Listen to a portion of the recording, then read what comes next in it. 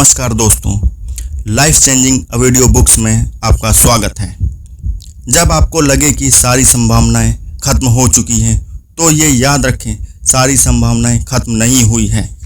Robert H शूलर की ये पुस्तक मुश्किलें हमेशा हारती हैं, संघर्ष करने वाले हमेशा जीतते हैं। Tough times never last but tough people do by Robert H शूलर।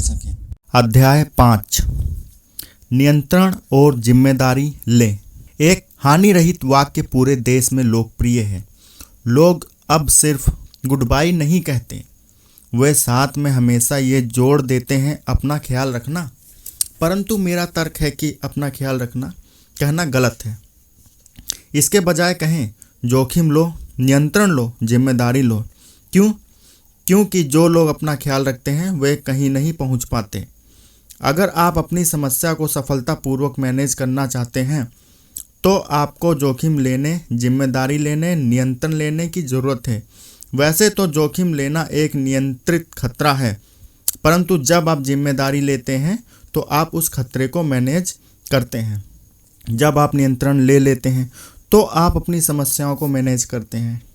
जिम्मेदारी लो, नियंत्रण लो और कभी लीडरशिप दूसरों के हवाले ना करें।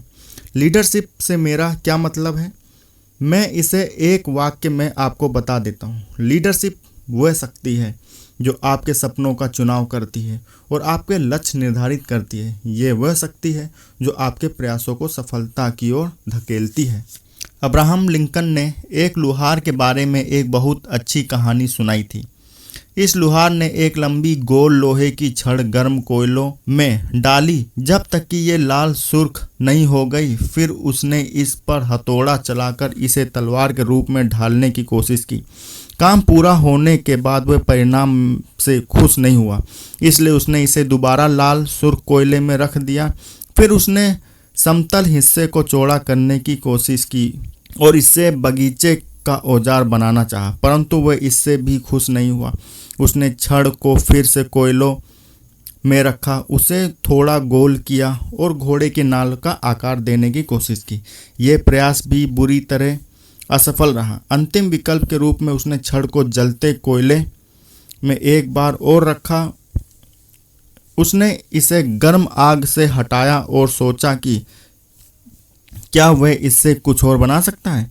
उसने फैसला किया कि अब कुछ नहीं बचा, इसलिए उसने इसे पानी की बाल्टी में डाल दिया। परिणाम स्वरूप हिस्से की जो आवाज़ हुई उसे सुनकर वह बोला, खैर कम से कम मैंने इससे सीसी की आवाज़ तो निकाल ही ली।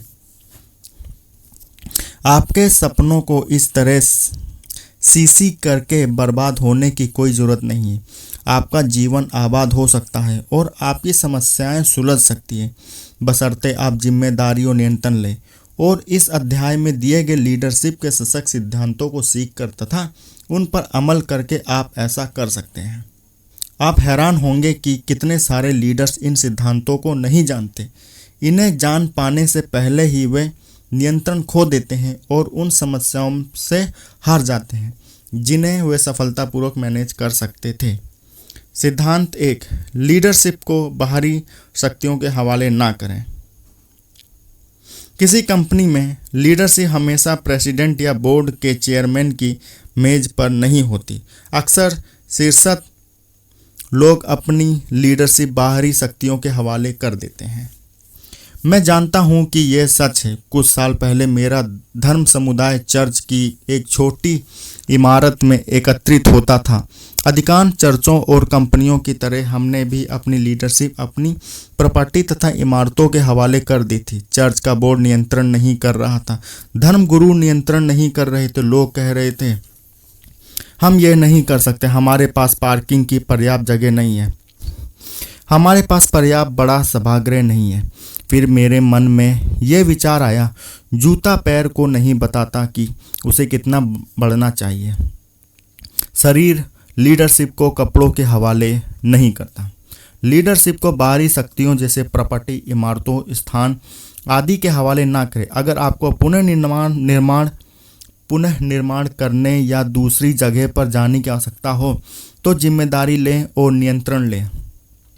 लीडरशिप को कभी गरीबी जैसी शक्तियों के हवाले ना करें। कभी पैसे की कमी को अपने सपने या लक्ष्य निर्धारित ना करने दें। आपको जितनी पूंजी की ज़रूरत है उसे हासिल करने का हमेशा कोई ना कोई तरीका होता है। हो सकता है आपको एक एक पैसा बचाना पड़े, परंतु किसी तरह पैसा आ जाएगा। एक शाश्वत सिद्धांत है जो हमेशा सच साबित होता है। धन हमेशा अच्छे विचारों की ओर प्रभावित होता है। अच्छे विचारों से दूसरे अच्छे विचार उत्पन्न होते हैं। सपने धन के प्रबंधन में रचनात्मक प्रेरित करते हैं। ऐसी कई स्थितियां हैं जिन्हें हम नियंत्रित नहीं कर सकते। हम मुद्रास्फीति को नियंत्रित नहीं कर सकते, हम मंदी को नियंत्रित नहीं कर सकते, परंतु हम अपने विचारों को नियंत्रित कर सकते हैं। और हम उनका क्या करेंगे, हम इस बात को भी नियंत्रित कर सकते हैं। मेरा एक प्रिय मित्र है जो बाकी लोगों की तरह 30 के दशक की मंदी में फंस गया था। वह दिवालिया हो गया। उसके पास एक भी पाई नहीं बची थी। वह अपनी गरीबी को नियंत्रित नहीं कर सकता था, परंतु उसने अपनी लीडरशिप मंदी की शक्तियों के हवाले नहीं की। वह एक सेल्समैन था और उसका धंधा अच्छा नहीं चल रहा था। एक रात को उसके एक साथी सेल्समैन ने कहा, अरे क्या तुमने उस आदमी के बारे में सुना है जिसने कोका कोला से बहुत सा पैसा कमाया? देखो, पहले कोका कोला सिर्फ सोडा फाउंटेन पर ही मिल सकता था, परंतु इस आदमी के मन में बोतल में बंद करने का विचार आया। उसने कोका कोला कंपनी को बताया कि अगर वे उसे अपनी बढ़ी हुई बिक्री के 1% का कुछ हिस्सा दे दे तो वे उसके विचार का प्रयोग कर सकते हैं। उस छोटे से प्रतिशत से वह मिलेनियर बन गया। उस दिन मेरा मित्र पेट्रोल पंप गया क्योंकि उसे अपनी कार से ऑयल डलवाना था। उन दिनों ऑयल डलवाने के लिए आपको पेट्रोल पंप जाना पड़ता था, जहां वे इसे बड़े ड्रमों में से निकालते थे और आपकी कार में डालते थे। देर रात को उसके मन में एक विचार आया। मैं सोच रहा हूं कि क्या मैं ऑयल को बोतल में बंद कर सकता हूं। फिर इसने सोचा, नहीं, अगर बोतल टूट गई तो गड़बड़ हो जाएगी, परंतु डिब्बों में यह काम जरूर हो सकता है। इसके बाद वो डिब्बे बनाने वाली कंपनी के पास गया और पूछा, क्या आप मुझे डिब्बे बेच सकते हैं? वह एक मित्र के पास गया जो पेंसिल्वेनिया ऑयल वेल का मालिक था और जिसके यहाँ इतने अधिक ऑयल का उत्पादन होता था कि वह उसे बेच नहीं सकता था। फिर वह एक ग्रोसरी चेन में गया और बोला, मेरे मन में एक विचार आया है कि जिससे आप अपनी बिक्री को बहुत अधिक बढ़ा सकते हैं।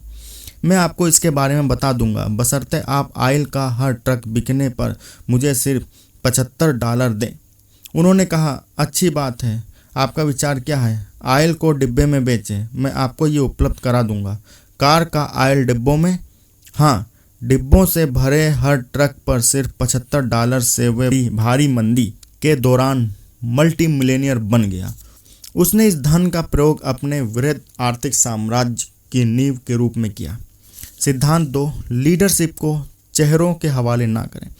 बहुत से लोग ऐसा करते हैं, मैंने ऐसा होते देखा है, मैंने ऐसा खुद किया है। आप श्रोताओं को देखते हैं, आप देखते हैं कोई त्योरियां चढ़ा रहा है या आप सुनते हैं कि कोई गला साफ कर रहा है।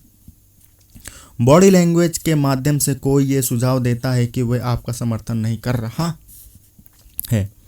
आप उसके चेहरे के भाव पढ़ते हैं कि वह आपकी आलोचना करने जा रहा है। वह आपका समर्थन नहीं करेगा, वह आपके खिलाफ है। इससे पहले कि आप जान पाएं, आप बॉडी लैंग्वेज द्वारा आतंकित होकर खामोश हो जाते हैं और पीछे हट जाते हैं। उसे बिंदु पर आप लीडरशिप एक चेहरे के हवाले कर देते हैं। सिद्धांत 3, लीडरशिप को हास्यास्पद बातों के हवाले ना करें। हास्यास्पद बातें झूठ हैं, नकाब हैं। अक्सर एशियाई, अफ्रीकी और स्पेनिश अल्पसंख्यक समूहों को सिखाया जाता है कि वे आनुवंशिक व बौद्धिक रूप से हीन हैं। ये एक मजाक है, नकाब है, झूठ है। अगर लोग कहते हैं कि एक प्रजाति किसी दूसरी प्रजाति से कमतर या बेहतर है तो इस पर विश्वास ना करें। मेरे एक अच्छे अश्वेत मित्र जॉर्ज जॉनसन ने रंग भेद को भोगा है। जॉर्ज शिकागो में बड़े हुए और वे नाई की दुकान में जूतों पर पॉलिश करते थे। जॉर्ज अपने अश्वेत मित्रों को ये कहते सुनते थे, काश मैं अपने बाल सीधे कर पाता। एक दिन जब जॉर्ज एक व्यक्ति के जूते चमका रहे थे तो उन्होंने उस व्यक्ति से पूछा, आप क्या करते हैं? उस व्यक्ति ने जवाब दिया, मैं केमिस्ट हूँ। जॉर्ज ने पूछा, केमिस्ट क्या करते हैं? उस व्यक्ति ने स्पष्ट किया, मैं रसायनों को मिलाता हूँ। क्या आप रसायन मिलाकर कोई ऐसी चीज़ बना सकते हैं जिससे मेरे बाल सीधे हो जाएं? केमिस्ट ने जवाब दिया, शायद मैं बना सकता हूँ। उसने ऐसा कर दिखाया। जॉर्ज ने उसे अपने बालों पर आजमाया और वह असरदार साबित हुआ। उसने उस प्रोडक्ट को बोतल में बंद किया और अपने दोस्तों व कुछ दुकानों को बेचा। जल्दी ही उसने अल्ट्रासीन बेचने के लिए सेल्समैनों की एक टीम तैयार कर ली। आज जॉर्ज जॉनसन की व्यक्तिगत संपत्ति कई मिलियन डॉलर है। ये उस व्यक्ति के लिए बुरा नहीं है जो कभी जूते चमकाता था। सिद्धांत 4, लीडरशिप को सीमाओं के हवाले ना करें। सीमाएं सीमित करने वाली अवधारणाएं हैं जिन्हें आप अपने लक्ष्यों तथा सपनों को प्रभावित करने की अनुमति देते हैं। इन अवधारणाओं के कारण हम विचारों और सपनों को दूर फेंक देते हैं क्योंकि हमें ये विश्वास होता है कि हम उन्हें कभी हासिल नहीं कर पाएंगे। उनके कारण हम अपने लक्ष्यों को छोटा करते हैं, जिसके परिणाम स्वरूप हम अपनी क्षमताओं से कम हासिल करने का प्रयास करते हैं और कम हासिल कर पाते हैं। वे सीमाएं नकारात्मक आत्म छवि की अवधारणाएं हैं, जैसे मेरे पास शिक्षा नहीं है, मैं सही लोगों को नहीं जानता, मेरे पास पर्याप्त धन नहीं है, मैं सही संगठन का सदस्य नहीं हूँ। कभी भी लीडरशिप को सीमाओं या तालाबंद चिंतन के हवाले ना करें। तालाबंद चिंतन वह विचार प्रक्रिया है जो कहती है, यह पहले कभी सफल नहीं हुआ है, मैं इसे करके क्यों देखूं, या यह काम हमेशा इसी तरीके से होता है, इसीलिए यह तरीका सर्वश्रेष्ठ होना चाहिए। प्रशिक्षित और उच्च शिक्षित प्रोफेशनल तालाबंद चिंतन के जितने शिकार होते हैं उतना कोई और नहीं होता। वे इतने अनुशासित और प्रशिक्षित होते हैं कि जब वे अनुशासन व विशेषज्ञता विकसित करते हैं तो वे तालाबंद चिंतन भी विकसित कर लेते हैं। सैन डिएगो में आल कॉटेज होटल में लिफ्ट पर्याप्त लोगों को नहीं ले जा पा रही थी। विशेषज्ञों यानी इंजीनियरों तथा आर्किटेक्टों को बुलाया गया। वे इस नतीजे पर पहुंचे कि हर मंजिल में छेद करके एक और लिफ्ट लगाई जाए तथा बेसमेंट में नई लिफ्ट के लिए मोटर लगाई जाए।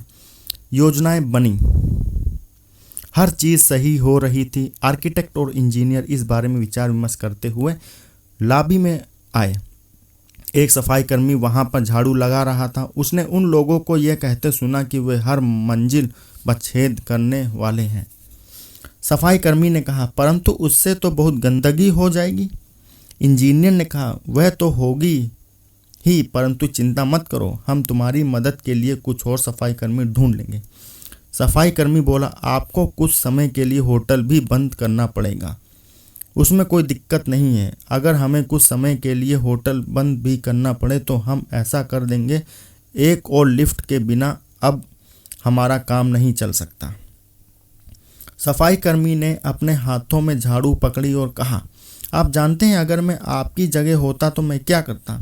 आर्किटेक्ट ने अकड़ते हुए पूछा, क्या करते? मैं लिफ्ट को बाहर बनाता। आर्किटेक्ट और इंजीनियर बस एक दूसरे को देखते रह गए। उन्होंने लिफ्ट बाहर बनाई। आर्किटेक्चर के इतिहास में यह पहली बार था जब लिफ्ट को किसी इमारत के बाहर बनाया गया था। सिद्धांत 5, लीडरशिप को कुंठाओं के हवाले ना करें। कुछ ऐसे लोग हैं जो उस मोड़ पर पहुंच जाते हैं जहां वे लोगों से नहीं जूझ पाते, वे सरकार के नियमों से नहीं जूझ पाते, वे आर्थिक समस्याओं से नहीं जूझ पाते। जिस व्यक्ति के पास सपने और लक्ष्य होते हैं उसके पास कुंठाएं भी होती हैं। धन और समय की कमी, ऊंची ब्याज दर, निराशाएं। जब आपके विश्वसनीय व्यक्ति आपको निराश करते हैं, इस तरह की कुंठाएं बढ़ सकती है और अगर आप लीडरशिप उनके हवाले कर देते हैं तो आप जल्दी ही हार मान लेंगे, हाथ खड़े कर देंगे और मैदान छोड़ देंगे। इस तरह के प्रलोभनों के सामने हार ना माने। सिद्धांत 6, लीडरशिप को कल्पनाओं के हवाले ना करें। ये अद्भुत है, ईश्वर आपको एक बहुत रोमांचक विचार देता है और आप जल्दी ही नकारात्मक कल्पनाओं के सामने हार मान लेते हैं। मैं अगर इसकी कोशिश करता हूँ तो मुझे अस्वीकार किया जा सकता है, लोग मुझ पर हंस सकते हैं। प्रिय मित्रों, मैं आपको बेहद ईमानदारी से बताना चाहता हूँ कि मैं भी इस तरह के नकारात्मक विचारों से मुक्त नहीं हूँ। जब हमने टावर ऑफ होप और क्रिस्टल कैथेड्रल का सपना देखा, जो हमारे चर्च के कैंपस की 2 प्रमुख इमारतें थीं, तो मैं सोच रहा था, लोग क्या कहेंगे अगर हम इसकी कोशिश करेंगे और असफल हो जाएंगे तो क्या होगा? देश भर में हमारी हंसी उड़ाई जाएगी। मैं आपको बता दूं, अगर आपके सपने अधिकांश लोगों के सपनों से ज़्यादा बड़े हैं, अगर आपके विचार उनसे ज़्यादा रचनात्मक हैं, तो आलोचना तो होगी, शायद थोड़ी खिल्ली भी उड़ाई जाएगी। बहरहाल, जितनी आलोचना हो रही है या होने वाली है, खुद के मन में उससे ज़्यादा आलोचना पैदा ना करें। खुद को नकारात्मक कल्पनाओं में ना डूबने दें, जो आपको लक्ष्य के आकार को सीमित करती है और आपकी रचनात्मक का दम घोंटती है। सिद्धांत 7, लीडरशिप को डरों के हवाले ना करें। बाइबल में कहा गया है, ईश्वर ने हमें डर नहीं बल्कि शक्ति और प्रेम की भावनाएं दी हैं और एक दृढ़ मस्तिष्क दिया है। इसका मतलब यह है कि जब आप अपने डरों के सामने समर्पण करते हैं तो आप ये विश्वास कर सकते हैं कि डर ईश्वर ने नहीं भेजे हैं। ईश्वर हमें डर की भावना प्रदान नहीं करता, ईश्वर में शक्ति तथा प्रेम की भावनाएं प्रदान करता है और एक दृढ़ मस्तिष्क देता है। अगर आपके पास बहुत से डर हैं तो आपको सिर्फ अपने एक डर का इलाज करना है और वह है असफलता का डर। इससे मदद मिलेगी। मैं कुछ महान करने का प्रयास करके असफल होना पसंद करूंगा, बजाय इसके कि मैं बिना प्रयास किए सफल हो जाए। मैं उन लोगों की प्रशंसा करता हूं जो संकल्प करते हैं और अपनी गर्दन बाहर निकालते। मैं उस व्यक्ति की प्रशंसा करता हूं जो शिखर पर पहुंचने की कोशिश करता है परंतु सफल नहीं हो पाता। शायद वह किसी सार्वजनिक पद के लिए अपनी उम्मीदवारी की घोषणा करता है क्योंकि वह जनहित में सार्वजनिक सेवक बनने की ईमानदार इच्छा रखता है। वह यह विश्वास कर सकता है कि उसकी आलोचना होगी, उसकी निंदा होगी, शायद उसकी बातों का गलत अर्थ लगाया जाएगा और उसकी बातों को तोड़ मरोड़ कर भी कहा जाएगा। उसके अहं को निश्चित रूप से बहुत धक्का लगेगा और यह झेलने के बाद उसे इससे क्या मिलेगा? अगर वह दौड़ में हार जाता है तो भी वह विजेता है क्योंकि उसने कोशिश करने के डर को जीत लिया है। ऐसा करके उसने अपने सबसे बड़ा युद्ध जीत लिया है। जो व्यक्ति कोई महान काम करने की कोशिश करके पराजित होता है वह दरअसल विजेता होता है। असफल से डरने की कोई ज़रूरत नहीं है। जैसा मैंने you can become the person you want to be में कहा है। असफलता का अर्थ यह नहीं है कि आप असफल हैं, इसका मतलब यह है कि आप अब तक सफल नहीं हुए हैं। असफलता का अर्थ यह नहीं कि आपने कुछ हासिल नहीं किया है, इसका मतलब यह है कि आपने कुछ सीखा है। असफलता का अर्थ यह नहीं है कि आप मूर्ख हैं, इसका मतलब यह है कि आप में अत्यधिक आस्था है। असफलता का अर्थ यह नहीं है कि आपका अपमान हुआ है, इसका मतलब यह है कि आप कोशिश करने के इच्छुक थे। असफलता का अर्थ यह नहीं है कि आप में दम नहीं है, इसका मतलब यह है कि आपको यह काम किसी दूसरे तरीके से करना चाहिए। असफलता का अर्थ यह नहीं है कि आप में कमी है या आप हीन हैं, इसका मतलब यह है कि आप पूर्ण नहीं हैं। असफलता का अर्थ यह नहीं है कि आप में अपना जीवन बर्बाद कर लिया है, इसका मतलब यह है कि आपके पास नए सिरे से शुरू करने का कारण है। असफलता का अर्थ यह नहीं है कि आपको हार मान लेना चाहिए, इसका मतलब यह है कि आपको और मेहनत से कोशिश करना चाहिए। असफलता का अर्थ यह नहीं है कि आप कभी सफल नहीं हो पाएंगे, इसका मतलब यह है कि इसमें थोड़ा ज़्यादा वक्त लगेगा।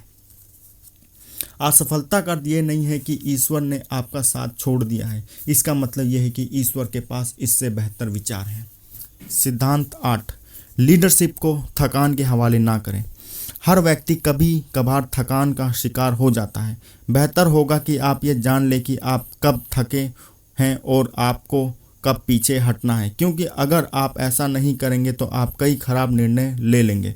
जब मैं बुरी तरह थका होता हूँ तब भी मैं पीछे हटना या धीमे चलना पसंद नहीं करता, परंतु यहाँ तक कि ईसा मसीह भी कभी कभार पीछे हटे थे। क्या आपको वह समय याद है जब भीड़ उनके पास आ रही थी और वे नाव में चले गए थे? हालांकि लोग उन्हें पुकार रहे थे और उनके पास पहुंच रहे थे, परंतु वे उन्हें छोड़कर चले गए थे। वे भीड़ को छोड़कर पहाड़ों में प्रार्थना करने चले गए थे। इतिहास लंबे समय तक यह सवाल पूछेगा, क्या फ्रैंकलिन डी रूजवेल्ट को याल्टा में अपनी लीडरशिप थकान के हवाले करना चाहिए थी? वे बहुत बीमार थे। वर्तमान ईस्टर्न ब्लॉक के देशों को प्रभावित करने वाले उनके निर्णय की बुद्धिमानी पर इतिहासकार आज भी प्रश्न चिन्ह लगा रहे हैं। ऐसे भी समय होता है जब आपको लोगों से नहीं मिलना चाहिए या निर्णय नहीं लेना चाहिए। जब मैं थका होता हूँ तो मैं अक्सर लोगों से नहीं मिलता हूँ। मैं अपनी प्रिय पत्नी का बहुत कृतज्ञ हूँ। वे मुझे बहुत अच्छी तरह जानती है और मेरे कैलेंडर को बहुत सावधानी से तैयार करती है। जब मेरी ऊर्जा कम होती है तो उसे पता चल जाता है और वह मुझे नवीनीकरण के लिए समय प्रदान करती है। हर साल वह वर्ष के मेरे व्यस्त समय के ठीक बाद छोटी छुट्टियों की योजना बनाती है। इस वजह से मैं कभी पूरी तरह नहीं थक पाता। लीडरशिप को गलतियों के हवाले ना करें। बहुत से लोग ऐसा करते हैं। किसी के मन में अच्छा विचार आता है परंतु तभी कोई दूसरा कहता है, अरे इसमें तो बहुत समय लगेगा, या इसमें तो बहुत खर्च आएगा, या कोई दूसरा इसे कर रहा है। वे एक अच्छे विचार में गलतियां निकालते हैं और उसका गला घोंट देते हैं। वे अपनी लीडरशिप संभावनाओं के बजाय गलतियों के हवाले कर देते हैं। हर विचार के साथ समस्याएं जुड़ी होती है, परंतु उस विचार को नष्ट करने के बजाय हमें उसे बेहतर बनाने का प्रयास करना चाहिए।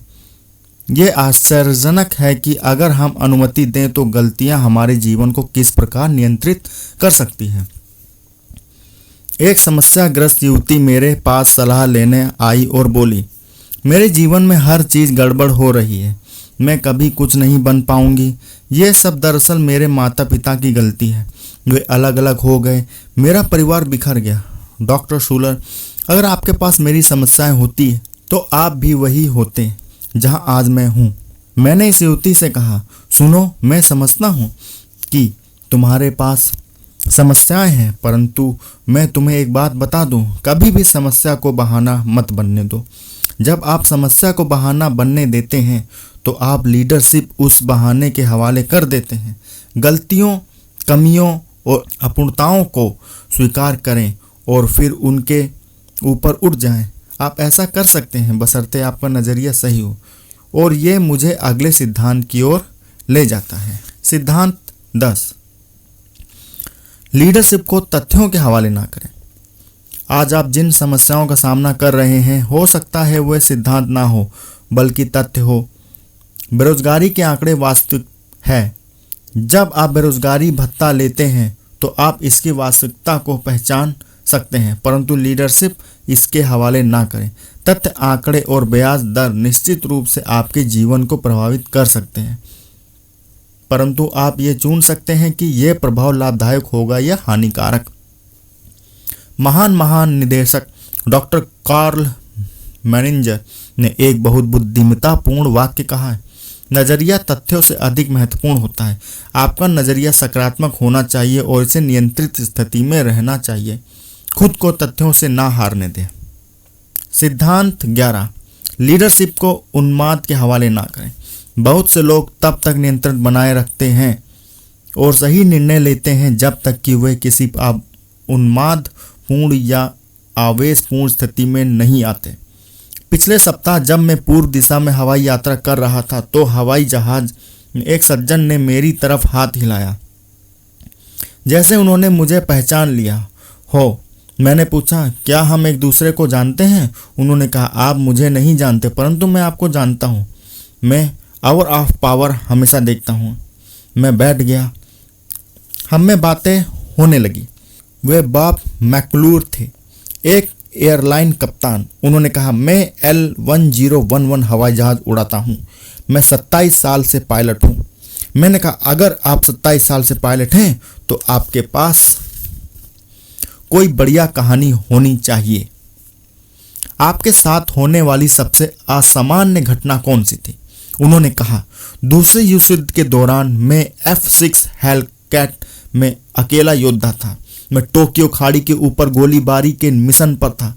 मैं एयरक्राफ्ट कैरियर से उड़ा। मुझे बहुत ऊंचाई तक उड़ना था और फिर खाड़ी से 300 फुट ऊपर तक गहरा गोता लगाना था। 300 फुट ज्यादा ऊंचाई नहीं होती।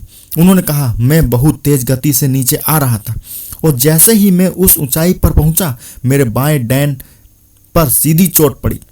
इसने हवाई जहाज को पूरी तरह उल्टा कर दिया। मैंने कहा, क्या आपको पता था कि आपका हवाई जहाज उलट गया था? प्राइवेट हवाई जहाज़ों में काफ़ी यात्रा करने के कारण मैं जानता था कि आपको बहुत आसानी से दृष्टि भ्रम हो सकता है। अरे हाँ, उन्होंने कहा, मैं जानता था कि मेरा जहाज उलट गया था क्योंकि मैंने देखा कि आसमान की जगह अब समुद्र था। क्या आप जानते हैं कि मुझे किस चीज़ ने बचाया? किस चीज़ ने? मुझे सिखाया गया था कि जब कोई भयानक घटना हो तो कुछ मत करो, सिर्फ सोचो। इसलिए उन्होंने कहा, मुझे बस वही बात याद आ गई। मैंने कुछ नहीं किया, मैंने कोई बटन नहीं छुआ। अगर मुझे ये नहीं सिखाया गया होता तो मैंने हड़बड़ी में कोई गलती कर दी होती और मैं पानी में गिरकर मर गया होता। मुझे वह सबक अब भी याद है, जब कोई भयानक घटना हो तो कुछ मत करो, सिर्फ सोचो। सिद्धांत 12, लीडरशिप को भाग के हवाले ना करें। सामाजिक संरचनाएं या सितारे आप पर कई तरह का नकारात्मक भाग्य लादने की कोशिश करते हैं।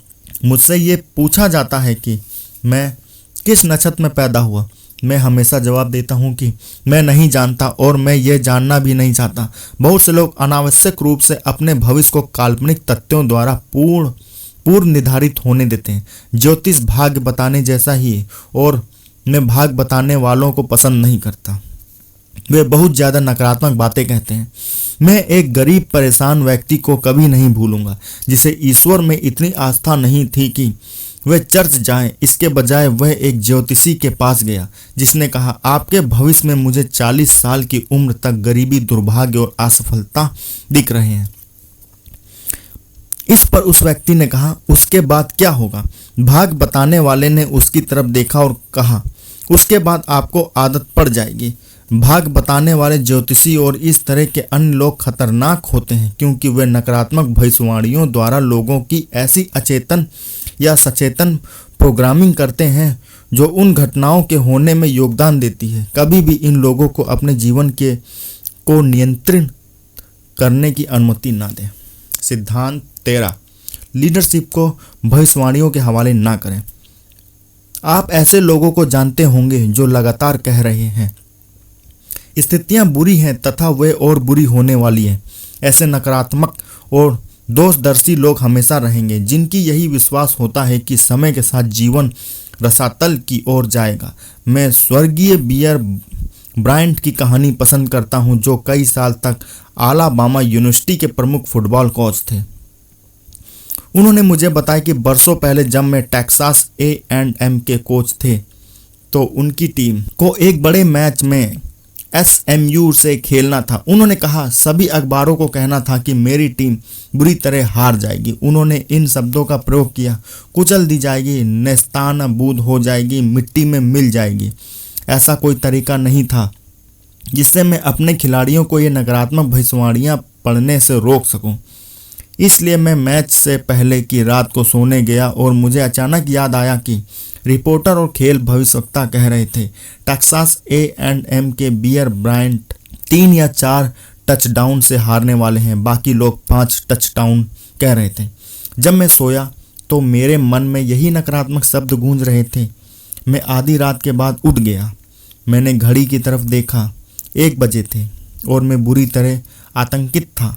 हमें कत्ल किया जाने वाला था, यही भविष्यवाणी थी। फिर उन्होंने कहा, मुझे बाइबल की पंक्ति याद आई, अगर आप में राई के दाने जितनी भी आस्था है तो आप इस पहाड़ से कहेंगे, यहाँ से हट जाओ, और वह हट जाएगा और आपके लिए कुछ भी असंभव नहीं होगा। मैं उठ खड़ा हुआ। मैंने अपने साथी कोचों को बुलाया और कहा, मैं चाहता हूँ कि आप 30 मिनट के भीतर सभी खिलाड़ियों को लाकर रूम में इकट्ठा कर लें। मैंने अपना पैंट पहना, जूते पहने और स्वेटर भी पहना।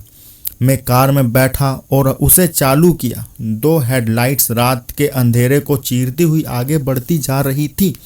रात को 1:30 बजे सड़क पर एक भी कार नहीं थी। मैं पार्किंग में पहुंचा, वीरान लाकर रूम में गया और टहलते हुए खिलाड़ियों का इंतजार करने लगा। दूसरी कारों की रोशनियां एक के बाद एक आने लगी। खिलाड़ी अंदर आए। उनमें से कुछ तो अब भी पायजामा और नहाने के कपड़ों में थे। मैंने उनसे कहा, क्या आप लोगों ने समाचार सुने हैं?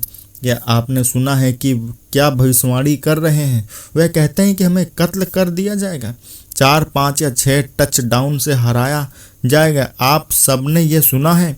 ठीक है, मैं अब आपको कुछ बताना चाहता हूँ।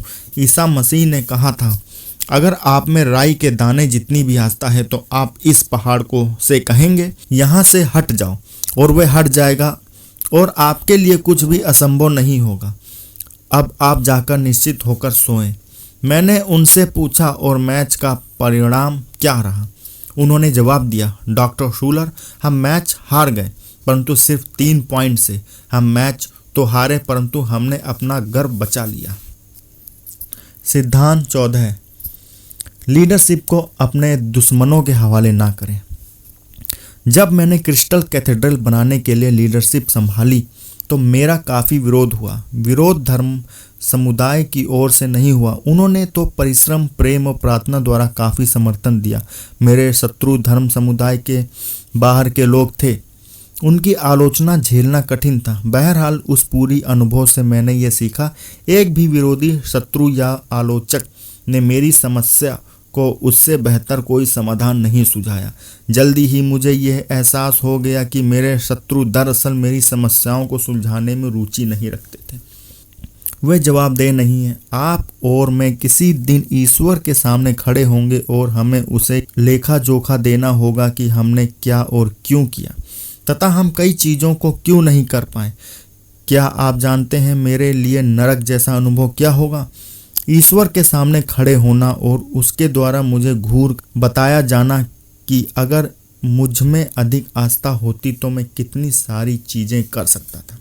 ये लीडरशिप सिद्धांत बहुत स्पष्ट हो सकता है, परंतु अगला सिद्धांत उतना स्पष्ट नहीं है।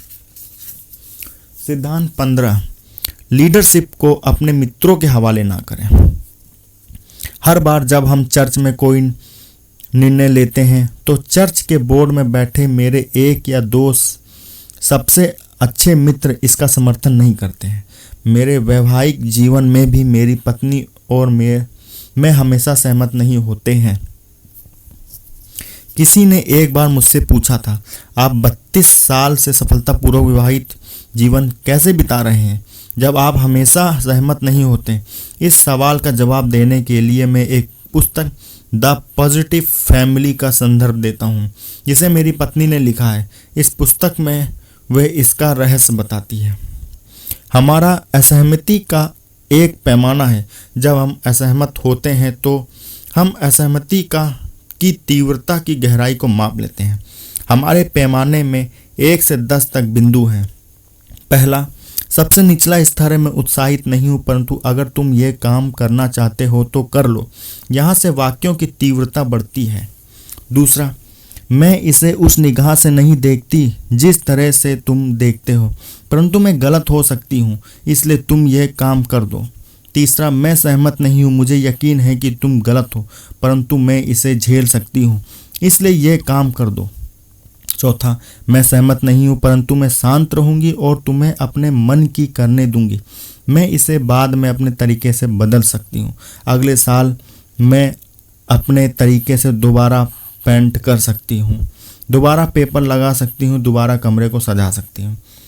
पांचवा, मैं सहमत नहीं हूँ और मैं चुप नहीं रह सकती। मैं तुमसे प्रेम करती हूँ, परंतु अपनी असहमति दर्शाए बिना नहीं रहूँगी, इसलिए अगर मैं विपरीत दृष्टिकोण व्यक्त करूँ तो बुरा मत मानना।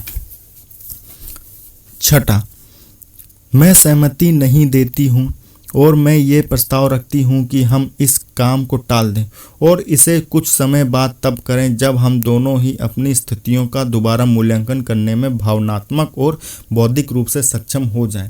मुझे अधिक समय दो। सातवां, मैं पूरी तरह में असहमति दर्शाती हूँ। ये एक गलती है जो महंगी पड़ेगी, इसे आसानी से ठीक नहीं किया जा सकेगा और मैं दृढ़ हूँ, मैं इसका साथ ना तो अभी दूंगी ना ही भविष्य में दूंगी। आठवां, मेरा जवाब है नहीं। अगर आपने ये काम किया तो मैं इतनी बुरी तरह विचलित हो जाऊंगी कि मैं नहीं जानती मेरी प्रतिक्रिया क्या होगी। नवा, कोई रास्ता नहीं। अगर तुम ये काम करोगे तो ये सुन लो कि मैं छोड़कर जा रही हूँ, मैं चली जाऊंगी। 10वां, नहीं नहीं नहीं, ये काम करोगे तो मेरा मरा मुंह देखोगे। मैं आपको बता दूं कि मेरी पत्नी और मैं असहमति के हमारे स्तर में कभी भी 6 के ऊपर नहीं गए। जब मैं महसूस करता हूं कि मैं विचलित हो रहा हूं तो मैं कहता हूं ये 6 है। प्रिय, 6 का मतलब है मैं तुमसे बहुत बहुत प्यार करता हूं। क्योंकि मैं ये नहीं बता सकता कि ये हमारे रिश्ते के साथ क्या करने जा रहा है, जो निश्चित रूप से अधिक महत्वपूर्ण है। इसलिए हम इंतज़ार करें और इस बारे में सोचें। शायद 1 या 2 महीने में से मैं इस पर सहमत हो सकूं। बहरहाल मैं इस मुद्दे पर तुमसे असहमत नहीं हो सकता। मुझे तुम्हारा दृष्टिकोण समझने की अनुमति दो ताकि मैं वही महसूस कर सकूं जो तुम महसूस करती हो। मित्र आपको सलाह दे सकते हैं, वे आपको अपने विचार बता सकते हैं, परंतु आपको कभी उन्हें निर्णय लेने का मौका नहीं देना चाहिए। जो इकलौता व्यक्ति निर्णय ले सकता है और परिणामों के साथ रह सकता है वह आप हैं। वही करें जिसमें आपको विश्वास हो कि वह काम आपको करना है। अपने आदर्शों, सपनों और खुद के प्रति ईमानदार रहें। 16. लीडरशिप को जीवन के विघटनकारी अनुभवों के हवाले ना कर। निराशा का एहसास लोगों की भविष्य में आस्था को खत्म कर सकता है। एक युवती की पंक्ति उसे छोड़कर किसी दूसरे आदमी के साथ चली गई थी। उसने मुझसे कहा, अब मैं किसी महिला पर भरोसा नहीं करूंगा। मैंने उससे कहा, सपनों में विश्वास कीजिए, आघातों में विश्वास मत कीजिए।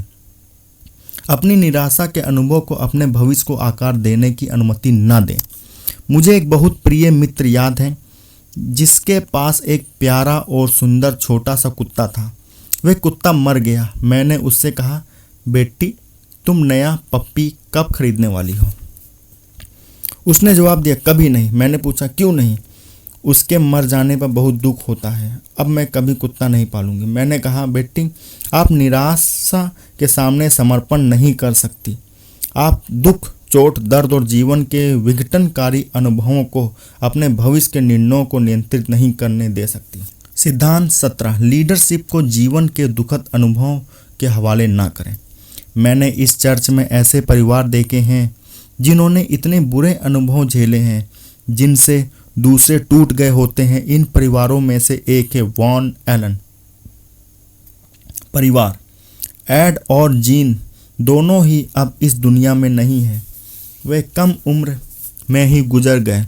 एड वॉन एलन की मृत्यु तब हुई जब वे साउथ पैसिफिक मिशन स्टेशन तक एक नया हवाई जहाज ले जा रहे थे। वह हवाई जहाज कभी होनोलुलु नहीं पहुंच पाया। जैसे ही एड की मृत्यु हुई, जीन को कैंसर हो गया। जीन को बताया गया कि उसका केस अंतिम अवस्था में था और उसके पास जीने के लिए ज़्यादा समय नहीं था। हारी हुई लड़ाई को बहादुरी से लड़ते हुए उसने आखिरी समय में अचानक दीप शिखा की तरह तेज रोशनी दी। वह वापस लौटी और उसने कुछ अद्भुत काम किए तथा अच्छा योगदान दिया। मृत्यु शैया पर मैंने उससे पूछा, जीन तुम्हें इतनी शक्ति कहाँ से मिली जिसकी वजह से तुमने पिछले कुछ सप्ताहों में इतना अद्भुत काम किया? 3 महीने पहले तुम लगभग मर चुकी थी। उसने कहा, अरे मैं सोचने लगी, तो ये बात है, तुम आखिरी अवस्था में हो। अब समय आ गया है कि तुम मैदान छोड़ दो और हार मान लो। परंतु तभी मैंने प्रार्थना की और मेरे मन में ये विचार आया, अगर मैं हार मान लेती हूँ तो 2 संगठनों को लाभ होगा, मुर्दा घर और कब्रिस्तान। परंतु अगर मैं 1-2 महीने तक जिंदा रहती हूँ तो मेरे परिवार को लाभ होगा, शायद चर्च को भी लाभ हो सकता है। इसलिए मैंने खुद से कहा, मैं कम से कम एक बार फिर से कमर कसकर बाहर निकलूंगी और टेलीफोन पर काम करूंगी। न्यू होप टेलीफोन काउंसलिंग का काम, कम से कम 1 दिन या कम से कम 2 घंटे। उसने कहा, फिर मैंने प्रेरित होना शुरू किया। मैंने उन सैकड़ों कामों के बारे में सोचा जो मैं करना चाहती थी। मैं बस कहती रही, मुझे ये करना है, मुझे वह करना है, डॉक्टर शूलर करना है, से मैं करती रही। जीन ने निराशा के अनुभवों के सामने हार नहीं मानी। उसने लीडरशिप को अंतिम सिद्धांत का अभ्यास भी किया, वह सिद्धांत जिसमें ऊपर दिए सभी सिद्धांत शामिल हैं। सिद्धांत 18, लीडरशिप को सिर्फ आस्था के हवाले करें। आस्था को अपना हर निर्णय और हर काम नियंत्रित करने दें। आप ऐसा भी कर सकते हैं जब आप सकारात्मक संभावनाओं को अपने लक्ष्य निर्धारित करने दें। जब आप अपने जीवन की ओर देखें और ये भी कि ये कहाँ जा रहा है, तो खुद से ये सवाल पूछें, कौन उत्तरदायी है, कौन नियंत्रण में है, मैंने लीडरशिप किसके हवाले की है। लीडरशिप आस्था के प्रति समर्पित करें, लीडरशिप ईश्वर के प्रति समर्पित करें, उसे अपने जीवन को नियंत्रित करने दें। उससे 3 सवाल पूछें, ईश्वर मैं कौन हूँ, मैं यहाँ क्यों हूँ, मैं किस दिशा में जा रहा हूँ। इससे कम से कम ये होगा कि उसके जवाबों से आपको आश्चर्य होगा, वह आपकी आंखों खोल देंगे और आपको वह सुंदर व्यक्ति दिखेगा जो आप हैं और बन सकते हैं। साथ ही आपको वह सुनहरा भविष्य भी दिखेगा जो आपका इंतजार कर रहा है।